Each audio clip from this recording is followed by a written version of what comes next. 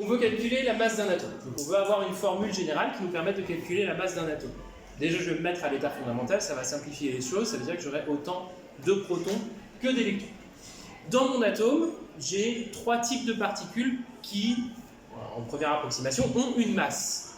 Dans mon noyau, j'ai mes protons, j'ai les neutrons, et autour de tout ça, j'ai les électrons. Comment je vais faire pour savoir la masse totale de mes protons, par exemple? Je vais multiplier le nombre de protons par la masse d'un proton. La masse de mes neutrons, nombre de neutrons par la masse d'un neutron. Pour mes électrons, nombre d'électrons fois la masse d'un électron. Ça va? Conceptuellement? Si j'additionne tout ça, j'aurai la masse de tout ce qui a une masse dans mon atome. J'aurai la masse de mon atome. Alors allons-y. Des protons, dans mon atome, j'en ai combien?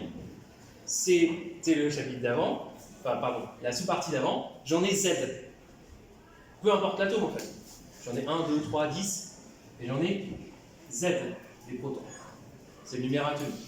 Et je multiplie ça par la masse d'un proton. Le nombre de neutrons, alors là, ça vous l'avez peut-être déjà fait en troisième, A moins Z.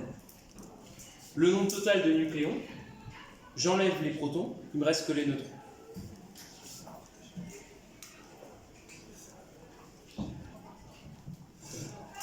Et enfin mes électrons, comme je suis à l'état fondamental, j'en ai autant que de protons, donc Z aussi.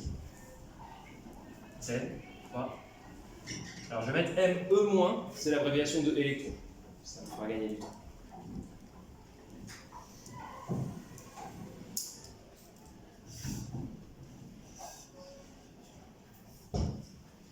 C'est une formule qui est un petit peu longue.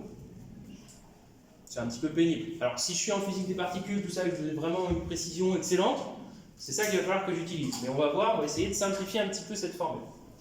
Déjà, je vais vous donner la masse d'un proton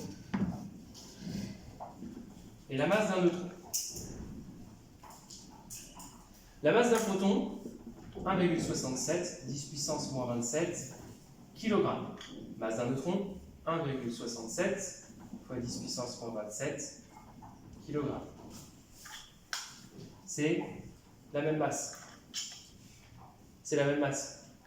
Est-ce que j'ai besoin de faire la distinction en termes de masse entre les protons et les neutrons? Ben non. Je peux appeler de la même façon la masse d'un proton et la masse d'un neutron puisque c'est la même. Et cette masse, je vais l'appeler masse d'un nucléon. Et ce nucléon, peu importe si c'est un proton ou un neutron, en termes de masse, c'est la même chose. 1,67, 10 puissance moins 27 kg. Ça, c'est une constante physique que vous devez connaître, mais que vous retiendrez largement quand on fera des exercices. L'avantage de faire ça, c'est que ça va simplifier un petit peu ma formule du dessus. Qu'est-ce qu'elle devient? Ma masse de l'atome. Si je sais que les protons et les neutrons, ils ont la même masse, je peux les considérer pareil. Je peux considérer tous les nucléons pareil. Et des nucléons, j'en ai combien? Eh bien, j'en ai A, c'est le nombre de masses.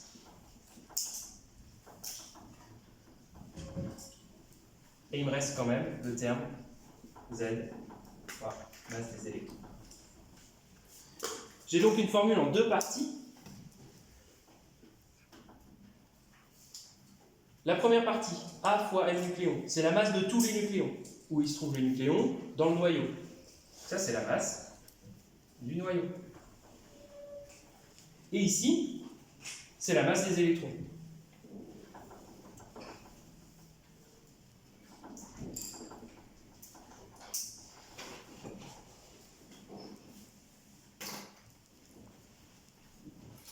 J'ai déjà simplifié un petit peu ma formule.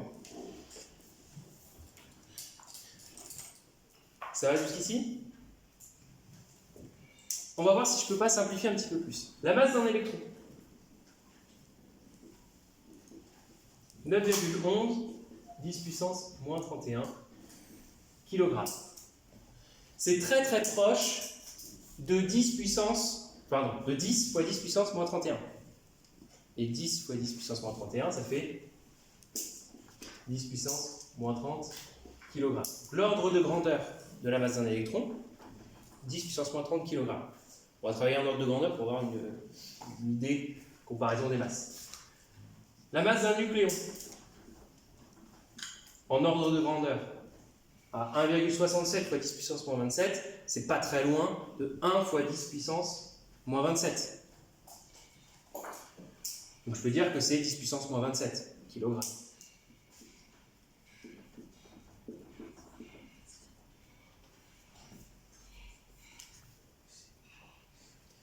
10 puissance moins 27 et 10 puissance moins 30. En général, vous avez tendance à penser que c'est assez proche. Faisons le rapport des masses pour se rendre compte. La masse d'un nucléon sur la masse d'un électron. 10 puissance moins 27 sur 10 puissance moins 30. Là, ça me fait 10 puissance moins 27 moins 30. Donc moins 27 plus 30. 10 puissance 3. 10 puissance 3, c'est 1000. Ce qui veut dire, et là c'est important que vous suiviez, tant pis vous noterez après,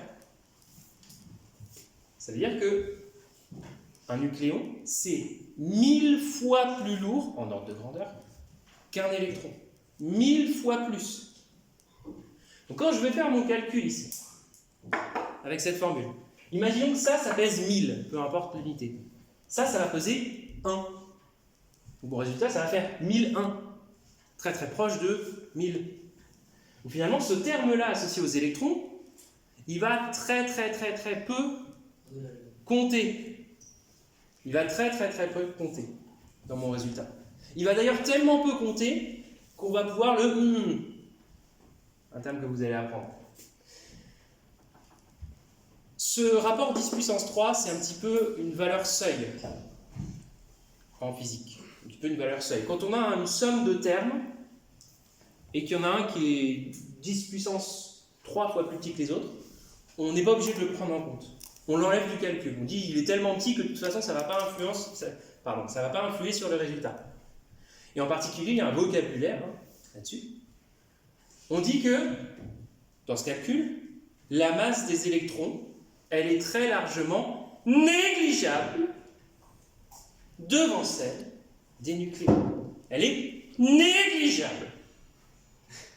C'est ça le vocabulaire. Donc on va la négliger. Et qu'est-ce que ça veut dire en physique? La négliger, ça veut dire qu'on ne la prend pas en compte. On dit c'est zéro, tant pis, ça compte tellement peu qu'on dit que ça compte pas. Et donc qu'est-ce qu'il me reste? Il me reste que la masse de l'atome, c'est A fois la masse d'un nucléon. Formule à connaître.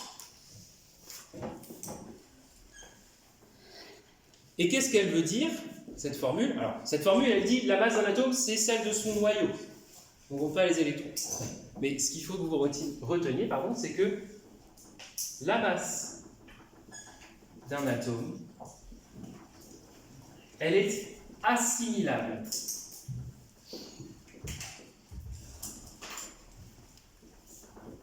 à celle de son noyau. Notez bien que je n'ai pas mis elle est égale. Ça, c'est pas vrai. Elle n'est pas rigoureusement égale à celle de son noyau. Le égal en physique, c'est pas la même chose qu'en maths.